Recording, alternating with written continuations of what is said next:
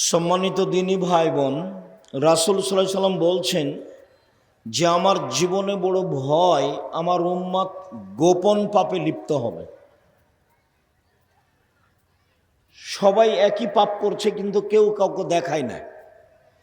অবশ্য আল্লাহ রাসূল কথা বলেছেন যে ইয়াতাহারাজুনা তাহারুজাল হেমারে, গাধা যেমন গাধীর সাথে মিলে লজ্জা জানে না, ষাঁড় যেমন গাভীর সাথে মিলে লজ্জা বুঝে না, মানুষ তেমন খোলা মাঠে জেনা করবে, লজ্জা বুঝবে না। আল্লাহ রসুলের মুখের কথা। মানুষ তেমন খোলা মাঠে জেনা করবে, লজ্জা বুঝবে না। সে সময় চলে এসেছে। আর যত দল পার্টি বেশি হবে তত মানুষের চরিত্র ইতর শ্রেণীর হয়ে যাবে, নোংরা। ওরা হায়ানার মতো। ওকে জেলে দাও, ওকে হাজতে দাও, ওকে আটকাও, ওকে বাঁধো, আর বদনাম করো, আর গিবাত করো, সারাদিন এভাবে চলে। আমার জীবনে দুটা ত্যাগ, আমি জীবনে দুটা ত্যাগ করি। একটা হলো এই, আমার জীবনে আমি কোনোদিন কারো প্রতিশোধ নেব না। এটা আমার জীবনের ত্যাগ, প্রতিশোধ নেব না। ফেন্সুগঞ্জ সিলেটে ওসি আমাকে বলছে যে আপনি খালি সিগনেচার করেন, মামলা আমি চালাবো। তো আমি না, আমি মানুষের বিরুদ্ধে মামলা করি না, করব না। আর আরেকটা জীবনের স্বাদ, মানুষের বদনাম করব না। মানুষ যদি আমাকে ধুয়ে ছেড়ে দেয়, যার যা ইচ্ছা লাগে সে যদি তা গালি দেয়, আমি তাকে পাল্টা কিছু বলবো না। খুব ত্যাগ, প্রতিশোধ নিব না, আর বদনাম করব না। বদনাম করে পরকাল হারায় আগানো যায় না। যার আপনি বদনাম করলেন, আপনি মনে করছেন আপনার চেয়ে বড়, আপনি সেজন্য বললেন, ও বাড়তেই থাকবে আর আপনি বদনাম করতেই থাকবেন। রাসূল সাল্লাল্লাহু আলাইহি সাল্লাম বলছেন আমার জীবনে তিনটা বড় ভয়।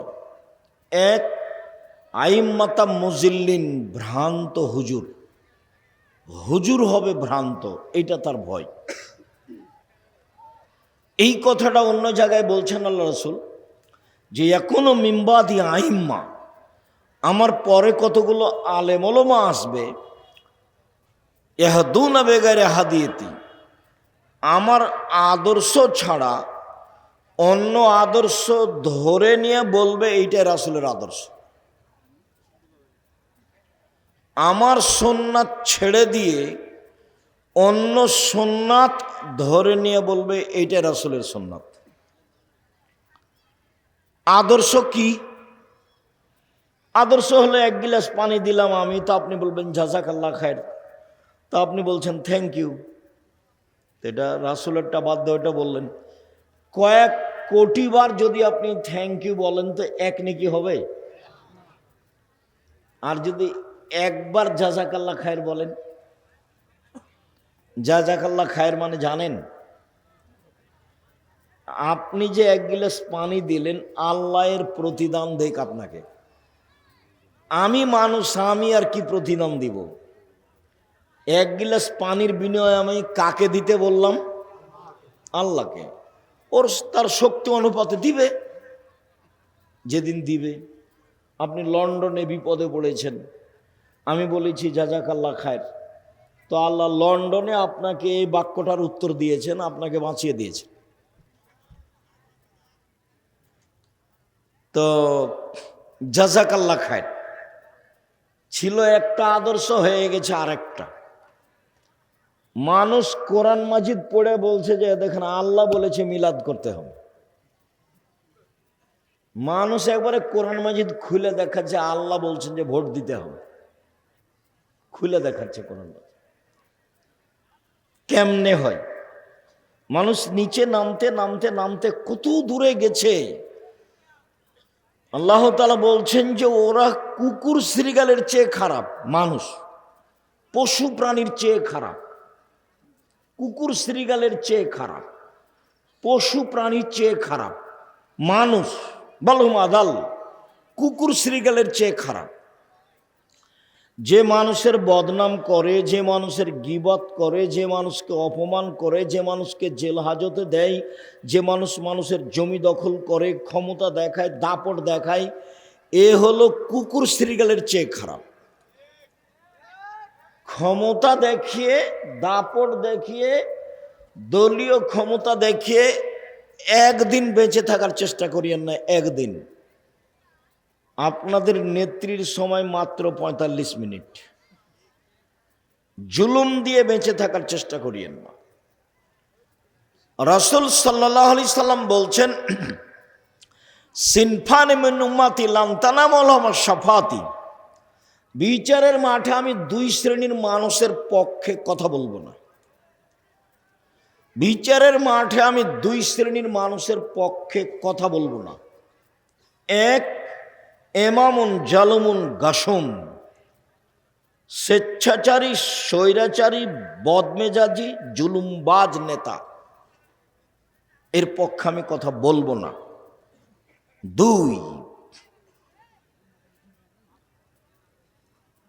গালুন মারিক, বিশ্বাসঘাতক, যে আত্মসাৎ করে, যে বিশ্বাসঘাতক, আমি তার পক্ষে কথা বলবো না। বিচারের মাঠে আল্লাহ দুই শ্রেণীর মানুষের পক্ষে কথা বলবেন না। অবশ্য অন্য জায়গাতে তিন শ্রেণীর বলেছেন, যে তিন শ্রেণীর মানুষ আছে, লা ইউকাল্লিমুহুমুল্লাহু তাআলা ইয়াওমাল কিয়ামা, তিন শ্রেণীর মানুষের সাথে আল্লাহ বিচারের মাঠে কথা বলবেন না। ওয়ালা ইয়ানজুরু ইলাইহিম, তাদের প্রতি দয়ার দৃষ্টি দিবেন না। ওয়ালা ইউযাক্কিহিম, তাদের পবিত্র করবেন না। ওয়ালাহুম আযাবুম মুহিন, তাদের জন্য আছে অপমানজনক শাস্তি। এক, আল মুসবিল, টাকনোর নিচে পায়জামা প্যান্ট লুঙ্গি রাখে যে, তার সাথে আল্লাহ কথা বলবেন না। এটি কি এত বড় পাপ কেন? ওখানে না হয় কথা ঠিক ছিল, বলছিলাম তিন শ্রেণীর চার শ্রেণীর মানুষ জাহান্নামে যাবেই যাবেই। এক, আকুন, বাপ মাকে মানে না, যে ভালো কথা, যে বাপ মাকে মানে না সে তো খারাপ। কোম্মার, কাম্মার, জুয়া খেলে যে, জুয়া খেলে যে সে যাবে না, জান্নাতে যাবে না। মদমেনুল খামর, নিয়মিত নেশাদার দ্রব্য খায়, পান করে যে, এই সব মানুষের সাথে আল্লাহ বিচারের মাঠে কথা বলবেন না। তিন শ্রেণীর মানুষের সাথে আল্লাহ কথা বলবেন না। এক, আল মুসবেল, টাকনোর নিচে পায়জামা প্যান্ট লুঙ্গি পরে যে।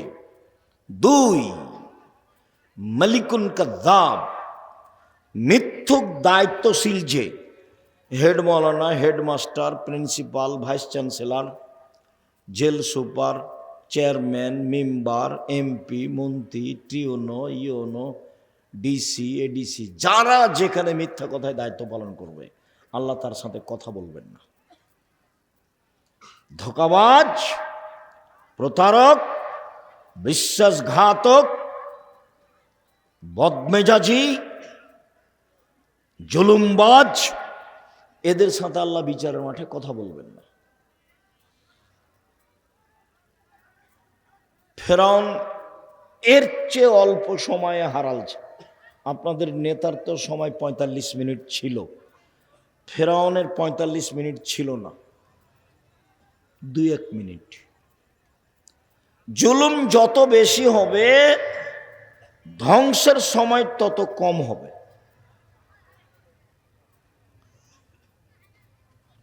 তিন, শাইখুন জানিন, বেশি বয়সে জেনা করে যে, তার সাথে আল্লাহ কথা বলবেন না।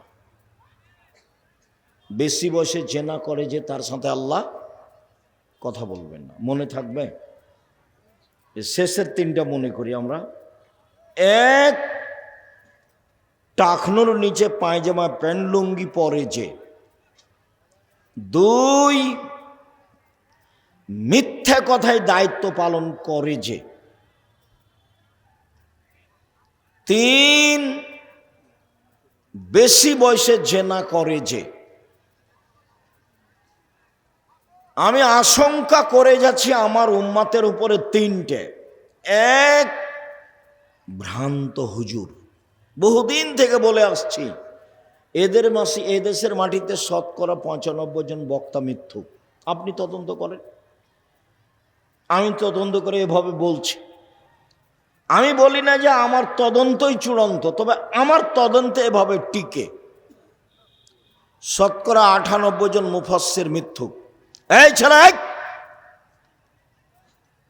যেখানে যা হোক এখান থেকে কেউ উঠতে পাবেন না, এখানে চুপচাপ বসে থাকতে হবে। পাশ থেকে কোনো ছেলে উঠলে তাকে ঠেকানোর চেষ্টা করবেন। সবচেয়ে বড় ভুল হয়েছে পাশে দোকান দেওয়া। আর এরকম আঁটো সাঁটো জায়গা, পাশে দোকান, তা আমাদের দাওয়াত দেওয়াটাও খুব একটা মানায়নি, ভুল হয়েছে। যদিও আমিও বুঝলাম না যে কিভাবে দাওয়াত হলো, কেননা আমরা তো 2-3 বছর থেকে দেখি যারা ওই মক্তবের সাথে সম্পৃক্ত। তোমরা তার মানে মক্তবের সাথে সম্পৃক্ত আব্দুল্লাহর একটা জোরালো দাবি, দেশ বিদেশ ঘুরে এসে বলছে আমি খুব ঘুরলাম আর আপনাকেও দেখলাম, তাতে প্রথম পদক্ষেপ একবারে তেঁতুলিয়া থেকে টেকনাফ পর্যন্ত মক্তব চালু করবো ইনশাল্লাহ। তাতে সভাপতি সেক্রেটারিকে বলেছে যে টাইলস বিক্রি করে দেন, দিয়ে মক্তবের ইমাম রাখে। ওই টাইলস লাগিয়ে মসজিদ চালিয়ে কোনো লাভ নেই। এবং প্রশিক্ষণের ব্যবস্থা করেছে, যাবে ফ্রি, আসবে ফ্রি, খাবে ফ্রি, থাকবে ফ্রি, বই পুস্তক ফ্রি। এখন পর্যন্ত প্রায় 600-এর ঊর্ধ্বে মক্তব চলে, প্রায় 650 মতো। তো সেই সুবাদে আমি তার এই পদক্ষেপকে পছন্দ করেছি। ঠিক আছে আব্বু, তোমরা যেখানে মক্তব চালু আছে, হবে, করবে, তোমাদের সাথে সম্পৃক্ত মক্তব নিয়ে প্রশিক্ষণ নেয়, সেখানে প্রোগ্রাম করো, সেটাই ভালো। একদিনের ভালোবাসা নয়, একাধিক দিনের ভালোবাসা হোক। 2, সাতালতাহেকু কাবাইলু মিন উম্মতি বিল মুশরিকিন, আমার উম্মত হিন্দুদের সাথে মিশে যাবে, এটা আমার ভয়। 1 নম্বর ভয় হলো ভ্রান্ত হুজুর, আর 2 নম্বর ভয় কি? আমার উম্মত, আল্লাহ নবী বলছেন কাদের সাথে মিশে যাবে? হিন্দুদের সাথে মিশে যাবে। হিন্দুদের সাথে মিশে যাওয়ার 1 নম্বর দিক হলো বাজনা, গান বাজনা, বাদ্যযন্ত্র। গান বাজনা বাদ্যযন্ত্র হারাম। আল্লাহ রসুল শুনে 2 কানে আঙ্গুল ঢোকালেন, ঢোকে রাস্তা ছেড়ে দূরে চলে গেলেন, দিয়ে বলছেন আব্দুল্লাহ ইবনে উমর, হাল তাসমাউ শায়ান, তুমি কি এখন গান বাজনা বাদ্যযন্ত্রের শব্দ শুনতে পাচ্ছ? কালালা, জি না, শুনতে পাচ্ছি না। ফারাফা ইসবাই হেবি নজনাই হে, তখন তিনি আঙ্গুল দুটি কান থেকে সরালেন। গান বাজনা হারাম। রাসূল সাল্লাল্লাহু আলাইহি ওয়াসাল্লাম বলেছেন যে লা তাবুল কায়নাত, যেসব মেয়েরা গান বাজনা করে ওদের বিক্রয় করো না। অলা তাস্তারুহুন্না, ওদের ক্রয় করো না। অলা তুয়াল্লিমাহুন্না, ওদের গান বাজনা শিখিয়ে দিও না। অসামানাহুন্না হারাম, ওদের উপার্জিত পয়সা হারাম। আমার উম্মতে যেগুলো প্রকাশ পাবে ভয়াবহ হিসেবে যারা জাহান্নামে যাবে, 1, আমার উম্মত হালাল মনে করবে বাদ্যযন্ত্রকে। 2, রেশমি কাপড়কে। 3, গান বাজনাকে। 4, জেনাকে। আমার উম্মত জেনাকে হালাল মনে করবে, গান বাজনা বাদ্যযন্ত্রকে হালাল মনে করবে। উপদেশ বইয়ে একটা আলোচনা আছে গান বাজনা, এখন পড়েন কি না, পড়েনি বা কেন, কেন বা পড়েন না। এইভাবে অলসতা করে জীবন কাটিয়ে কি হবে? যেভাবে জীবন কাটাচ্ছেন এ দিয়ে কি হবে? এটা তো পশু প্রাণীর মতো জীবন।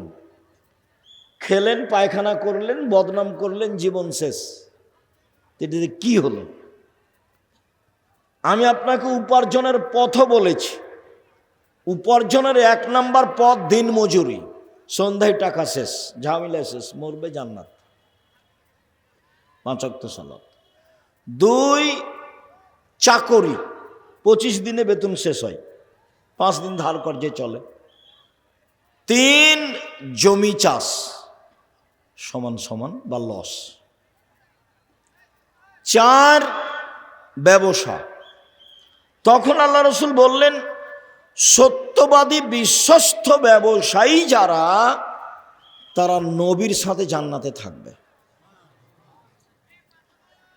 এখানে একটা কথা বলি, একাধিক দিন শুনেছেন আমার মুখে, বললে হয়তোবা মনে পড়বে। একজন সাহাবী রাসূলের কাছে অজুর পানি নিয়ে গেছে, রাতে রাসূলের সাথে আছে আর মেসক। তো নিয়ে যেতেই রাসূল খুশি হয়ে বলছেন, সালমা শেতা, তোমার যা ইচ্ছা তাই চাও, আমি খুশি হয়েছি। বাহ, তুমি আমার জন্য অজুর পানি নিয়ে এসেছো, মেশাক নিয়ে এসেছো, তোমার চালচলন তো ভালো, চাও, কি চাও চাও। তখন সাহাবী বলছেন, আসআলুকা মুরাফাকাতাকা ফিল জান্নাত, আপনার সাথে জান্নাতে থাকতে চাই। কথা মনে থাকবে না মনে হয়? আল্লাহ রাসূল ওর উপরে খুশি হলেন কেন? অজুর পানি আর মেশক দিয়েছেন সেই জন্য। বুদ্ধিমান ছেলে। এই জন্য যারা অধীনস্থ কাজ করে তাদের খুব হুঁশিয়ার এবং সতর্ক হতে হয়। আহমদ, জি ঠিক আছে, আহমদ নেই, আহমদ নেই, আহমদ নেই। 5 মিনিট পরে, আপনি আমাকে ডাকছিলেন, তোকে দিয়ে কাজ হবে না রে, তুই কাল চলে যা। স্বাভাবিক এটা। আল্লাহ রসুল খুশি হয়েছেন সাল্লাল্লাহু আলাইহি সাল্লাম। তো চাও কি চাও? তো আপনার সাথে জান্নাতে থাকতে চাই। তো আল্লাহ রসুল বলছেন, আওয়া গায়রা জালেক, না না না না, এটা নয়, অন্য কিছু চাও, অন্য কিছু চাও। তখন সাহাবী বলছেন, হোয়া জাকা, ওটাই চাই, আপনার সাথে থাকতে চাই। তখন আল্লাহ রসুল সরাসরি বললেন, আচ্ছা ঠিক আছে। এ কথা বললেন না, তিনি বললেন, আইনি আলা নাফসিক বিকাসরাতি সুজুদ, তুমি বেশি বেশি তাহাজ্জুদ পড়ে আমাকে সহযোগিতা করো। আমি এমনি কোনো মানুষকে জান্নাতে নিয়ে সাথে থাকতে পারবো না। আবার এখন বলছেন যে সত্যবাদী ব্যবসায়ীরা কার সাথে থাকবে? নবীর সাথে থাকবেন। তাহলে এইটা কেমন কাজ? অনেক ভালো কাজ।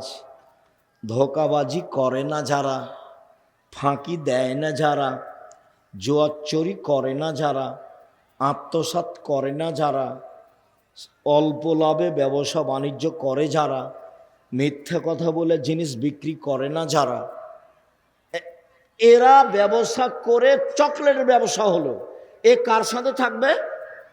নবীর সাথে থাকবে। তখন তিনি বলছেন, আত্তাজির আস-সাদিক আল আমিন, 1 ব্যবসায়ী, 2 সত্যবাদী, 3 বিশ্বস্ত, আস্থাভাজন। 4-5 দিন গোস্ত বাজারে কিনতে গিয়ে বুঝতে পেরেছেন যে ওই লোকটার গোস্ত কমে না, আর আরো বাকি 2 জন গোস্ত দেওয়া আছে, কিনেন দে, বাড়িতে গিয়ে মাপেন, কমে যায়। কাছে গোস্ত নেবেন যার কমে না।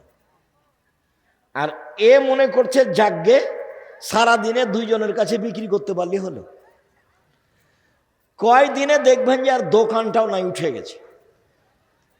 এই কথাটা বুঝাতে গিয়ে আমি বলি, 2-1 দিন বলেছি যে ঢাকা বাইতুল মুকাররমের যে মসজিদে জুমার দিন একজন বলে পাঞ্জাবি, আর একজন বলে 3000। মানে ওই পাঞ্জাবির দাম কত? 3000। সারা খুব বিক্রি করেছে। এখন সন্ধ্যায় বলছে যে আজকে খুব লাভ হয়েছে। আরে ওই দাম, তোর দাম তো 300 টাকা, ওকে কততে বিক্রি করেছে? 3000। আপনি বিশ্বাস করেন 3 মাস পরে গিয়ে দেখবেন যে লোকটাও নাই, দোকানটাও নাই। আল্লাহ রসুল বলছেন, মহিক্য বারাকাতাহু, তার বরকত মিটে যাবে। ও ধোঁকাবাজ ব্যবসায়ী, ও আত্মসাৎকারী ব্যবসায়ী, ও গাদ্দার ব্যবসায়ী, ও জুলুমবাজ ব্যবসায়ী, ওর ব্যবসা হারিয়ে যাবে। দোকানপাট 2 বছর 4 বছর পরে সব কিছু যাবে। টাকা মায়েরা মরে কি করে সব ধ্বংস হয়ে যাবে। ব্যবসায়ী এক, সত্যবাদী, দুই, বিশ্বস্ত।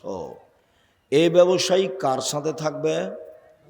নবীর সাথে থাকবে। এ কথা আল্লাহ রাসূল বলেছে। রাসূল সাল্লাল্লাহু আলাইহি ওয়াসাল্লাম বলেন, আমার জীবনে তিনটা বড় ভয়। এক, ভ্রান্ত হুজুর। দুই,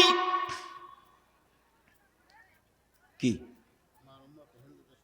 আমার উম্মত হিন্দুদের সাথে মিশে যাবে। জাযাকাল্লাহ খায়ের। তিন, সাতাবদ কাবাইল মিনুমতাল আওসান, আমার উম্মত মূর্তি পূজা করবে।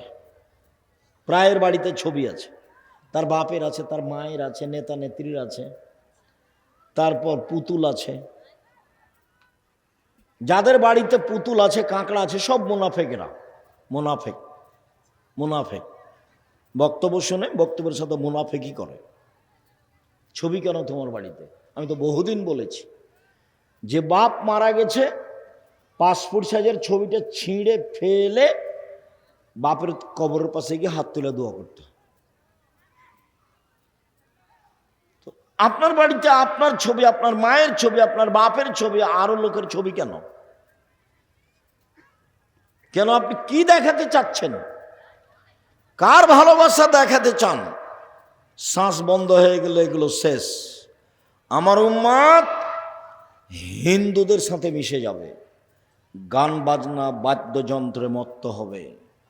সব দোকানেই বাজনা বাজে, সব মোবাইলেই বাজনা বাজে, সব বাড়িতেই বাজনা বাজে, সব দোকানেই প্রায় মেয়ে নাচে, প্রায় সব মোবাইলে মেয়ে নাচে, প্রায় সব বাড়িতে মেয়ে নাচে। মানে ধ্বংস হয়েই গেছে, খালি মরতে বাকি আছে। আমার উম্মতের উপরে তিনটা বিপদ নেমে আসবে, তিনটা পাপের কারণে। এক, ভূমিকম্প হবে।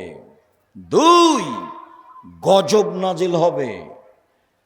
তিন, সন্ধ্যায় থাকবে মানুষ, সকালে হবে শুকুর, বানর, সোর। সন্ধ্যায় মানুষ আছে, একবারে তাজা মানুষ, সকালে কি হয়ে যাবে? একবারে নগদ বানর হয়ে যাবে। এটা আল্লাহ রাসূল বলেছেন, আমাদের কিছু করার নেই। একবারে শুকুর, সোর হয়ে যাবে সকালে। কি পাপ? জারাবুবিল মাযিবিন, বাদ্যযন্ত্রে লিপ্ত হবে। বাদ্যযন্ত্র। জাহারাতিল কায়নাত, মেয়েরা যেদিন নাচবে।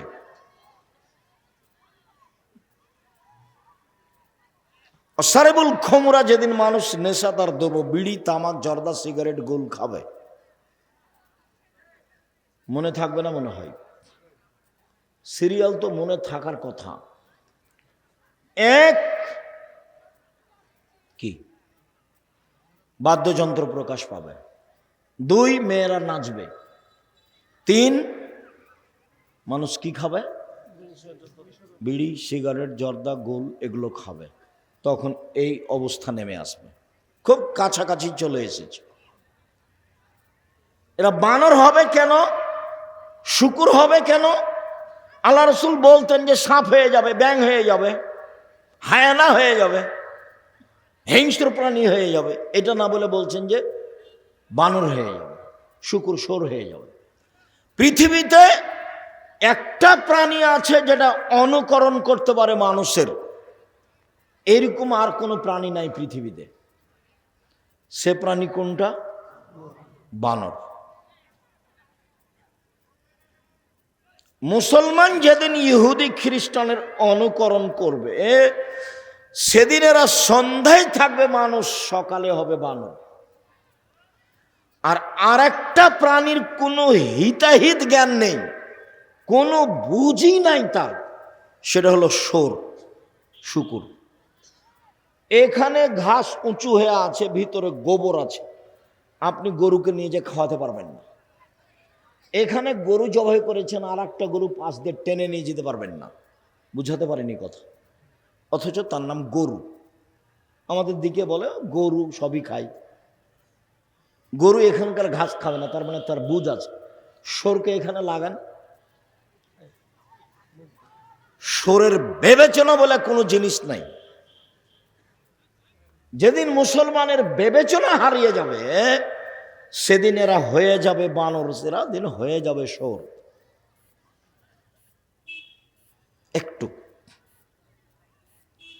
রাসূল সাল্লাল্লাহু আলাইহি সাল্লাম বলছেন, পৃথিবীর মানুষ শুনে রেখো, আমার উম্মত ইহুদি খ্রিস্টানের সাথে মিশে যাবে। ডান পায়ের জুতা যেমন বাম পায়ের সমান, আমার উম্মত ইহুদি খ্রিস্টানদের সাথে মিশে যাবে। ডান হাতের বিঘত যেমন বাম হাতের সমান, তেমনি ভাবে আমার উম্মত তাদের সাথে মিশে যাবে। চলাতে, ফিরাতে, কথাতে, বার্তাতে, পোশাকে, আশাকে, খাওয়াতে, দাওয়াতে, বই কলমে, অফিসে, আদালতে, কোর্টে কাচারিতে, সব কিছুতেই কাদের সাথে মিশে যাবে? ইহুদি খ্রিস্টানদের সাথে। এবার নিচে নামতে লাগলেন।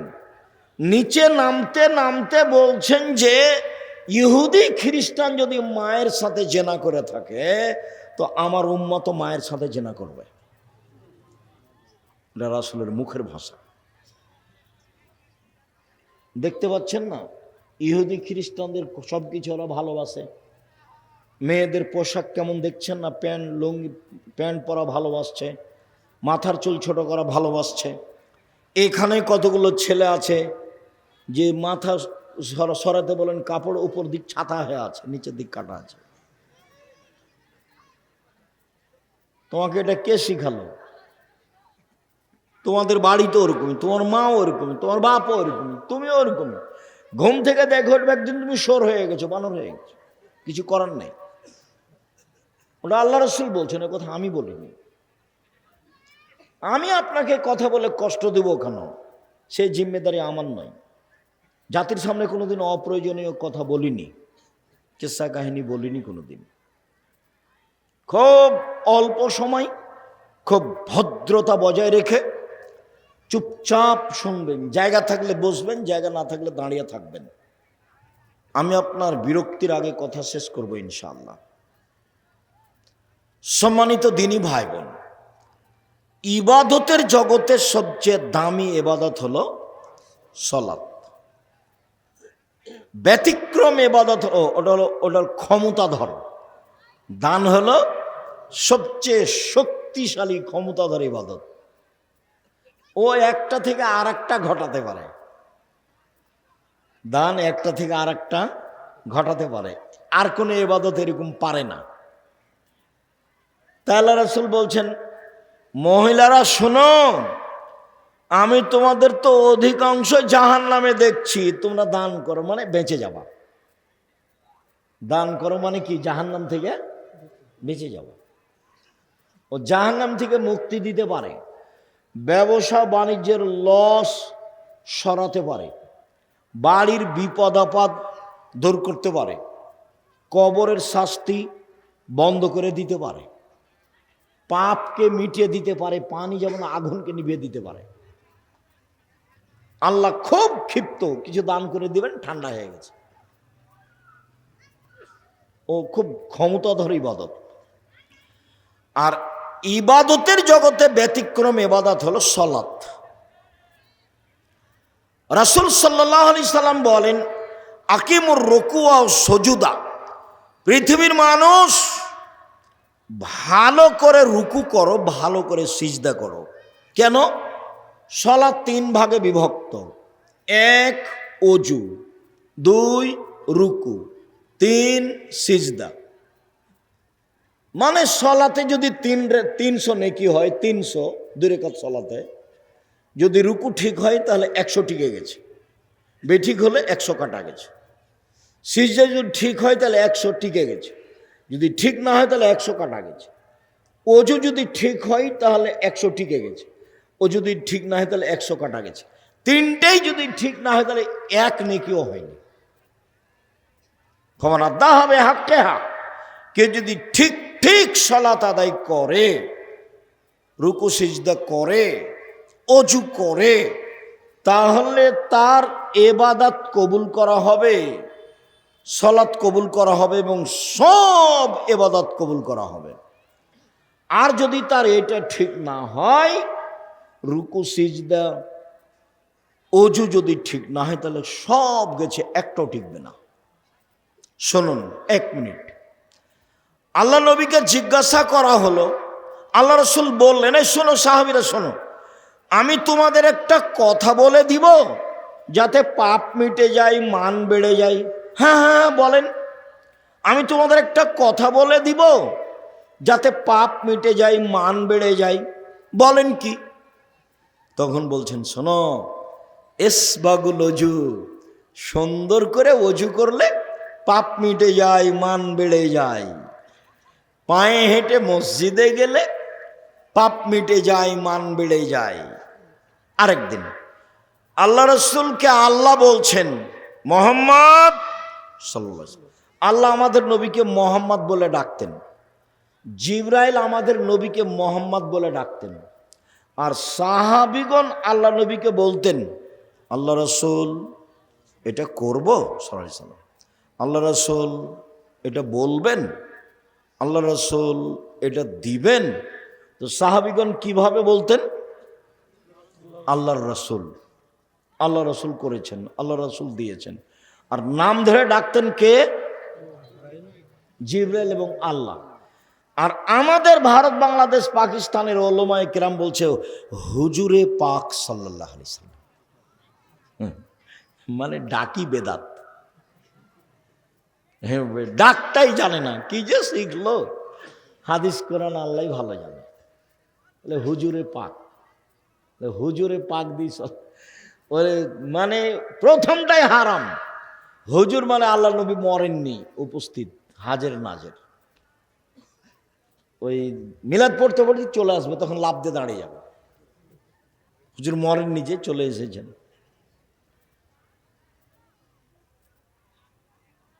আল্লাহ নবী আল্লাহ বলছেন, মোহাম্মদ জি, ওপরে কি নিয়ে হইচই হয়েছে বলতে পারেন? জি হ্যাঁ পারি।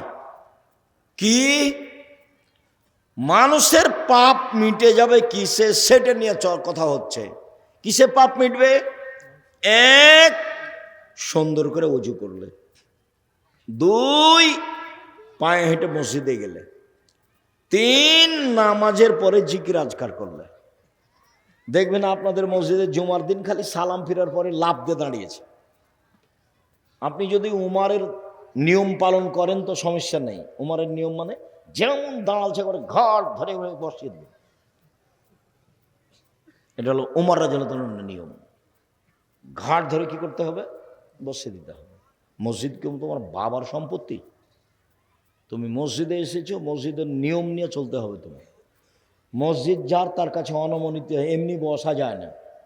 আল্লাহ আপনার ঘরে বসবো কি, এইভাবে কি কথা হবে? পদ্ধতি হলো 2 রাকাত সালাত পড়ো, তাহলে অনুমতি হয়ে গেছে। মসজিদে বসার অনুমতি কি? 2 রাকাত সালাত। মসজিদ যার, তার কাছে অনুমতি নিয়ে বসতে হবে। তা আমি কি এখন আল্লাহকে বলতে পারবো যে আল্লাহ আপনার ঘরে বসবো কি? উনি কি আমাকে বলবেন যে বসেন? তো মানুষের সাথে তো আল্লাহ কথা বলেন না। এখন কি করতে হবে? পদ্ধতি কি?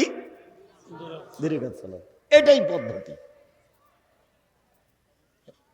এই পদ্ধতিতে আসতে হবে।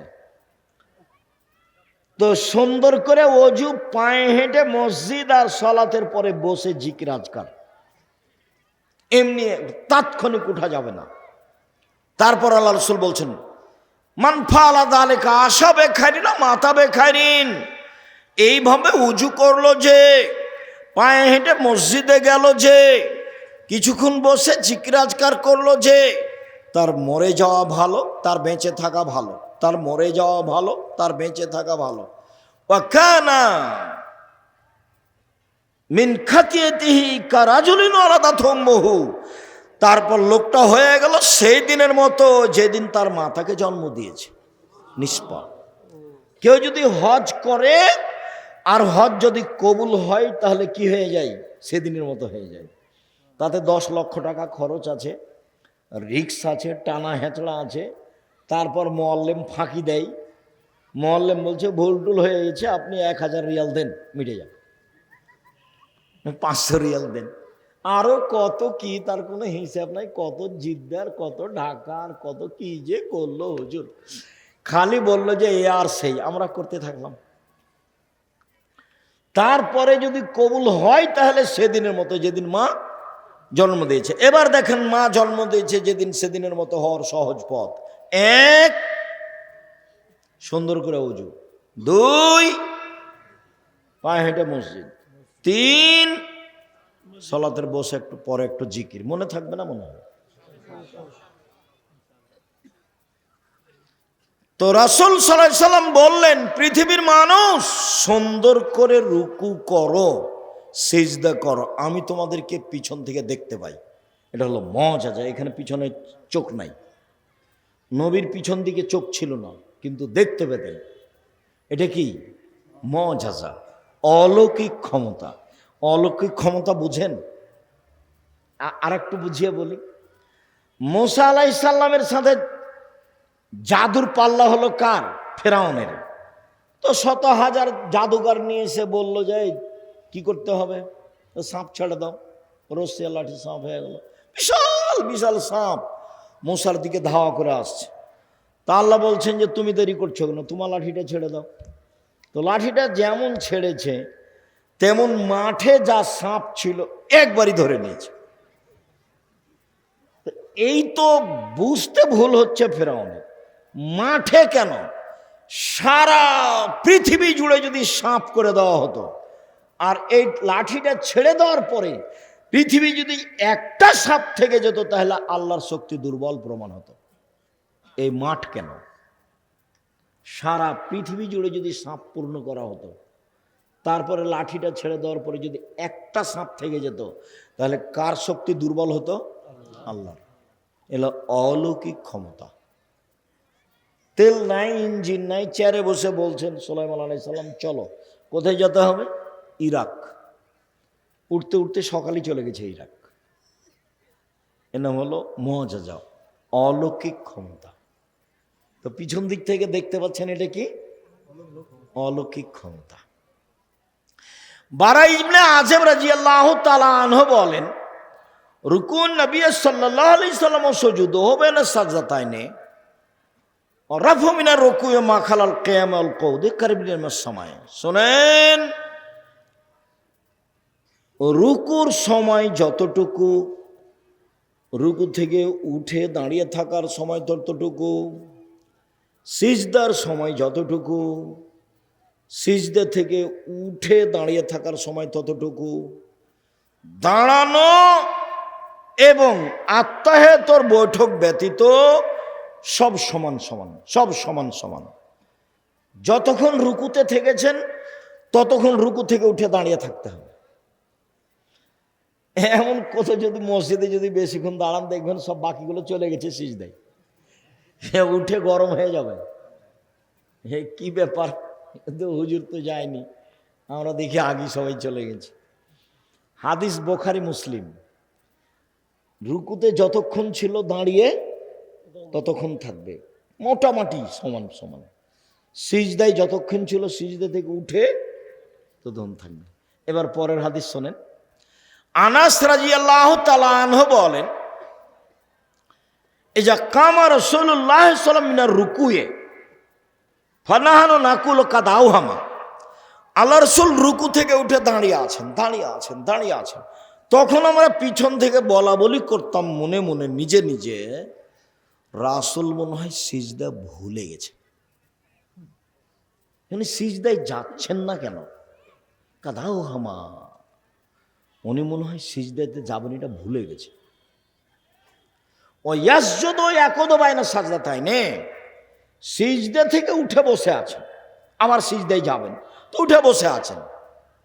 ওয়াকাদ নাকুলু কাদাউহামা, আমরা পিছন থেকে বলতাম আর একটা যে সিজদা করতে হবে, এইটা মনে হয় আল্লাহ নবী কি করেছেন? ভুলে গেছে। আচ্ছা, উনি সিজদায় যাচ্ছেন না কেন? উনি কি মনে করেছেন যে দুটাই হয়ে গেছে? পিছন থেকে কে বলা বলি করছেন? সাহাবীগণ। হাদিস বুখারী মুসলিম, মানে সন্দেহের কোনো সুযোগ নেই। যারা যারা আমার উপরে দুর্বলতা পোষণ করেছে তারা আমার উপরে মনের রাগ আছে সেজন্য বলেছে। আমি বলেছি যে আম গাছে জাম ধরতে পারে ধরে না, অমাবস্যার রাতে চাঁদ উঠতে পারে উঠে না, সুঁয়ের ছিদ্র দিয়ে লাঙ্গলের ফাল ঢুকতে পারে ঢোকে না, সুঁয়ের ছিদ্র দিয়ে লাঙ্গলের ফাল ঢোকে যেতে পারে, আম গাছে জাম ধরে যেতে পারে, অমাবস্যার রাতে চাঁদ উঠে যেতে পারে, এগুলো ঘটে যেতে পারে। আমি যেই কথা বললাম সেই কথাতে সন্দেহ আছে বলে কিয়ামত পর্যন্ত চেষ্টা করলে সরিষা ঢোকানো যাবে না, তার নাম বুখারী মুসলিম। তো এখন ওরা মনে করেছে যে উনি এটা নিজের কথা বললেন, তখন খেপে গেছে। আমি কোনোদিন এরকম পর্যায়ে নিজের কথা বলিনি। তখন আমি কোন কথাটা বলেছি যে হ্যাঁ এই কথাটা কোন হাদিসে আছে? বুখারী মুসলিমে আছে। আমার তো সাহস আছেই, যার কারণে আমি নির্ভীক বলি। সন্দেহযুক্ত কথা আমি 90 সাল থেকে নিয়ে এখন পর্যন্ত কোনোদিন বলিনি। তবে আমি মানুষ, কোথাও ভুল ত্রুটি থাকতেও পারে। আমি শরীয়তের নামে ধর্মের নামে মিথ্যা কিছু বলে রূপক কিছু বলে পরকাল হারাতে রাজি নই। আমার জীবনে যেটা সবচেয়ে সাহস সেটা হলো আমি জাতির কাছে ধর্মের নামে ফাঁকি দিইনি, এটা আমার বেশি সাহস। প্রতিষ্ঠান চালাতে গিয়ে 10 পয়সার ক্ষতি করিনি, এটা আমার সাহস। তবু আমি মাঝে মধ্যে বলি যদি কোথাও 19-20 হয়ে গিয়ে থাকে তা আমি বেতন নিই না, প্রতিষ্ঠানে পড়ায় আমি বেতন নিই না, তো 19-20 হলে তুমি ওইটাতে পার করে দিও। আমি প্রতিষ্ঠানের কাছে জিম্মি নই। তো যেহেতু লক্ষ লক্ষ কোটি টাকার ব্যাপার, প্রতি মাসে 40 লাখ টাকা বেতন লাগে। কত লাখ টাকা? 40 লাখ। তাতে এটা দারোসা নাকি? দারোসার লোকও আছে, কত টাকা যে দেয় তা আমি বলতে পারছি না। এখন যদি দারোসার লোক বলে আব্দুল রাজ্জাক সাহেব 1 পয়সা দিই না, তা আমার কিছু করার নেই। তবে চলছে জামিয়া সালাফে 5000 প্রায় ছেলে মেয়ে, 300 জন শিক্ষক শিক্ষিকা। রাজশাহীতে যেটা সেটা হলো প্রায় 50 বিঘা জমির ওপরে, রূপগঞ্জে যেটা সেটা প্রায় 100 বিঘা জমির ওপরে, দিনাজপুরে যেটা সেটা প্রায় 20 বিঘা জমির ওপরে, ময়মনসিংহে যেটা জমি রেডি প্রায় 10-12 বিঘা, কুষ্টিয়ায় যেটা জমি রেডি প্রায় 10-15 বিঘা, ঝিনাইদহ যেটা রেডি প্রায় 5 বিঘা, ফেনীতে যেটা রেডি প্রায় 10-12 বিঘা, চট্টগ্রামে যেটা রেডি সেটা 10-12 বিঘা, চট্টগ্রাম শহরে যেটা সেটা একটু কম, একটা 10 শতক আর একটা মনে হয় 30 শতক, একবারে শহরে, হালি শহরে, আনন্দবাজার হালি শহর চট্টগ্রাম। আলহামদুলিল্লাহ সম্মানিত দিনী ভাই বোন, তো সবচেয়ে বেশি শক্ত কোথায় আমি আছি? আমার দৃঢ়তা কাজ করে, দিন ধর্মের কথা বলি, এতে আমার কোনো সন্দেহ কাজ করে না, কোনো সন্দেহ নেই।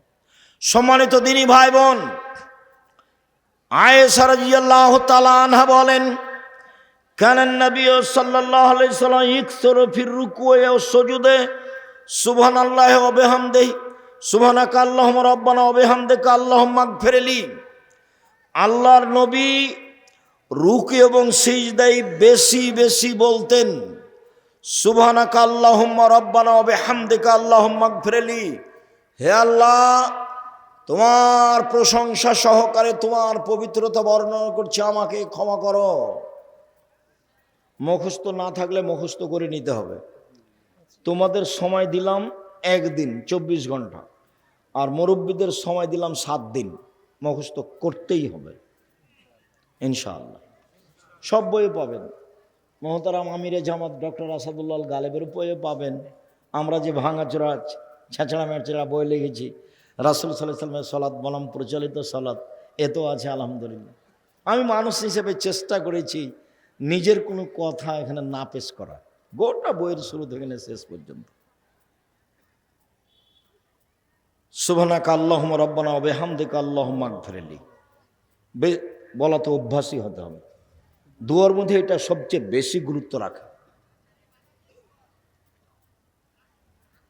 2, আয়েশা রাদিয়াল্লাহু তাআলা আনহা বলেন কানান নবী সাল্লাল্লাহু আলাইহি ওয়াসাল্লাম ইয়াকুলু ফি রুকুইহি ওয়া সুজুদিহি সুবহান কুদ্দুসুন রব্বুল মালাইকাতুর রূহ, সুবহান কুদ্দুসুন, তিনি পবিত্র, কুদ্দুসুন তিনি অতীব পবিত্র, রব্বুল মালাইকাতে তিনি সব ফেরেশতার প্রতিপালক, ও রূহ জিবরাইলের প্রতিপালক।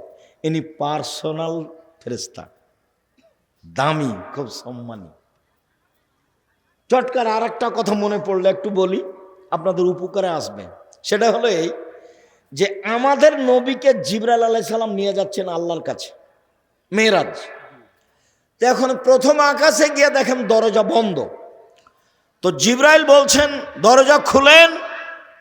তো পাহারাদার বলছে কে? বললাম জিবরাইল।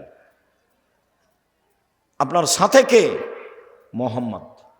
আপনাকে পাঠানো হয়েছিল? জি, পাঠানো হয়েছে। আচ্ছা, সাধারণ পাহারাদার এত বড় কথা বলছে মানে ঠেকিয়ে রেখেছে, ঢুকতে দিচ্ছেন না। পাহারাদারের ক্ষমতা, পাহারাদার ঘুমাতে পাবে না এবং প্রধানমন্ত্রীকে ঢুকতে দিবে না, মালিককে ঢুকতে দিবে না চিনতে না পারলে। বুঝাতে পারিনি কথা?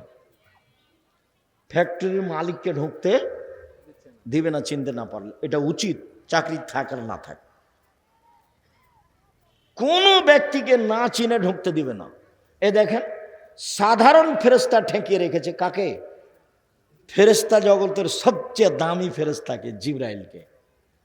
মানুষের জগতের সবচেয়ে দামি মানুষকে কাকে? মুহাম্মদ সাল্লাল্লাহু আলাইহি ওয়াসাল্লাম। কত জেরা, আপনি কে? জিবরাইল। আপনার সাথে কে? মুহাম্মদ সাল্লাল্লাহু আলাইহি ওয়াসাল্লাম। পাঠানো হয়েছিল? জি, পাঠানো হয়েছিল। কত জেরা। পাহারাদার পুরো স্পষ্ট হবে নিজের কাছে যে ইনি কে, তারপরে দরজা খুলবেন। তন্দ্রা গেলে পাহারাদারি চলবে না, ঘুমালে পাহারাদারি চলবে না, যে আসলো তার জন্য খুলে দিলে পাহারাদারি চলবে না। সম্মানিত দিনী ভাই বোন, আবু হুরায়রা রাদিয়াল্লাহু তাআলা আনহু বলেন, রাসূল সাল্লাল্লাহু আলাইহি সাল্লাম বলেছেন, ইজা কালাল ইমামু সামিআল্লাহু লিমান হামিদা, ইমাম যখন বলবে সামিআল্লাহু লিমান হামিদা, আল্লাহ ওই লোকের প্রশংসা শুনলো যে তার প্রশংসা করলো, এইটুকু যখন ইমাম বলবে তখন তোমরা বলো রব্বানা লাকাল হামদ। এই পর্যন্তই। রব্বানা লাকাল হামদ, হে আমাদের প্রতিপালক তোমার প্রশংসা। এখন আল্লাহ রাসূল বলছেন মান ওয়াফাকা কওলুহু কওলাল মালাইকাতি গফিরা লাহু মা তাকাদ্দামা মিন জামবিহি। রব্বানা লাকাল হামদ বলতে ভুল করবেন না। ওই সময়তে ফেরেশতারাও বলেন রব্বানা লাকাল হামদ। ইমাম যখন বলেন সামিআল্লাহু লিমান হামিদা, তখন মুক্তাদি বলবে রব্বানা লাকাল হামদ, এবং কে বলবে? আরো ফেরেশতা। ফেরেশতাও বলেন রব্বানা লাকাল হামদ। তো আপনার এই দোয়া আর ফেরেশতার দোয়া যদি একসাথে মিলে যায়, তাহলে আপনার অতীতের সব পাপ ক্ষমা হয়ে গেছে। বুখারী মুসলিম, মিস করবেন না। রব্বানা লাকাল হামদ। তারপরে আমরা যে বলি হামদান কাসিরান তাইবান মুবারাকান ফি, সেটুকু কি? সেটুকু আরেকটা বলি। রাফি ইবনে খাদিজ বলছেন যে কুন্না নুসাল্লি ওয়ারান নবী সাল্লাল্লাহু আলাইহি ওয়াসাল্লাম, একদা আমরা রাসূলের পিছনে সালাত আদায় করছিলাম। হঠাৎ একটা লোক, যখন আল্লাহ রাসূল বললেন সামিআল্লাহু লিমান হামিদা, তো একটা লোক বলল রব্বানা লাকাল হামদ হামদান কাসিরান তাইবান মুবারাকান ফি। ফালামা ইনসারাফা, আল্লাহ রাসূল সালাত শেষ করে বলছেন মালিল মুতাকাল্লাম, এই কে পরের শব্দগুলি বলল? কে বলল?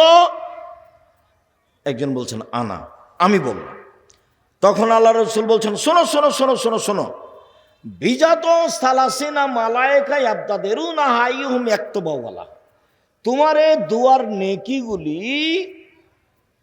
৩৯ জন ফেরেশতা লেখার জন্য তাড়াহুড়া লাগিয়ে দিয়েছে।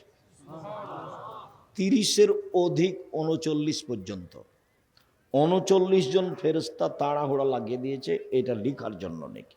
শুনুন, রব্বানা লাকাল হামদ হামদান কাসিরান তাইবান মুবারাকান ফি বলা যায়, তবে জোরে বলতে হবে না। তো ইনি যে জোরে বলেছেন, এটাই ছিল ব্যতিক্রম ঘটনা। সাহাবী এভাবে কেউ বলেননি, আগেও বলতেন না, পরেও বলেননি। কোনো দিন কোনো সাহাবী জোরে বলতেন না। সলাতের মধ্যে একটাই জায়গা জোরে, সেটা বলেন তো কোন জায়গা? আমিন। আর কোন জায়গা জোরে নেই। তো আমরা দুই সিজদার মাঝের দোয়া জোরে বলি কেন? সামি আল্লাহ লিমান হামিদার দোয়া জোরে বলি কেন? আয়াতের জব জোরে দিই কেন? এক সময়ে ভারত, বাংলাদেশ, পাকিস্তানের নেতারা ছিল খ্রিস্টান, ইংরেজ, ওই ব্রিটিশ। তোরা বলেছিল যে মুসলমানদেরকে মুসলিম পার্সোনাল ল হিসাবে সবাইকে দিতে হবে কে কোন মাঝহাব মানে।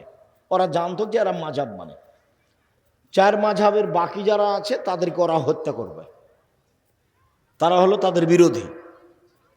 তখন আহলে হাদিসেরা কার কাছে আশ্রয় নিয়েছিল? ইমাম শাফি। তখন পরিচয় দিয়েছিল বাগমারার মুসলমানেরা যে আমরা হলাম শাফি গোটা দেশে। তো ইমাম শাফির ফতোয়া হলে এগুলো জোরে বলা। তখন আমাদেরও কাজ কি হয়ে গেছে? এগুলো জোরে বলা। বোঝা যায়নি কথা? এই জন্য আমরা জোরে বলি, তাছাড়া এগুলো জোরে বলার প্রমাণ নেই। সম্মানিত দিনী ভাই বোন, রাসূল সাল্লাল্লাহু আলাইহি সাল্লাম রুকু থেকে উঠে বললেন, সামি আল্লাহু লিমান হামিদা, মিলা সামাওয়াতি মিলাল আরজ, আকাশ পরিমাণ প্রশংসা, জমিন পরিমাণ প্রশংসা, ও মিলামা শাইতা মিন শাইইন বাদ, এরপরে তুমি যা চাও সে তোমার প্রশংসা।